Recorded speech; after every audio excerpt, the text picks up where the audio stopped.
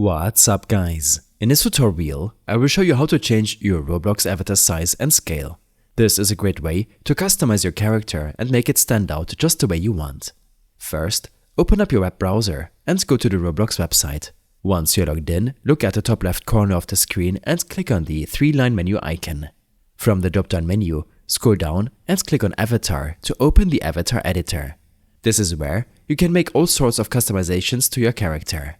Now look toward the right side of the screen at the top, where you will find a section labeled Head and Body. Hover over it and from the drop-down menu click on Scale. This is where you can adjust your avatar size. However, to enable these settings, you must first make sure that your avatar is using the R15 body type. If you're currently using the older R6 body type, switch to R15 to unlock the scaling options.